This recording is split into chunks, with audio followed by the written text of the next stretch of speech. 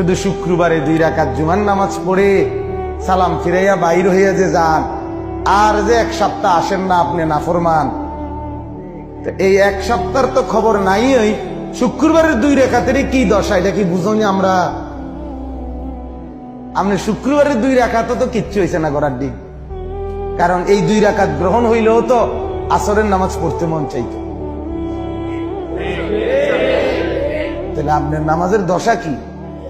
হ্যাঁ, আপনি হাজিরা দেন আইসা আল্লাহকে বুঝান, ঠাট্টা করেন আল্লাহর সাথে, মস্কারি করেন আল্লাহর সাথে, আল্লাহকে সোজা মনে করছেন, বোকা মনে করছেন। নাউযুবিল্লাহ।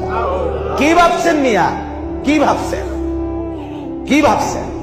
একটা বিল্ডিং এর ঘরে থাকেন, কয়টা টাকা রোজগার করেন, আর এই ফাঙ্গাস তেলাপিয়া ফার্মের মুরকার কক মুরকা দিয়ে ভাত খান, ধন্যপাতা কাঁচা মরিচ টমাটো আলুর ভর্তা, এটা দিয়ে নিজেকে খুব বুদ্ধিমান মনে করছেন না? খুব সুখের জিন্দেগি মনে করছেন। বোকার মধ্যে আছেন, বোকার মধ্যে। নাফরমান বোকা থাকে, নাফরমান বেকুব থাকে, নাফরমান অজ্ঞ থাকে, নাফরমান মূর্খ থাকে।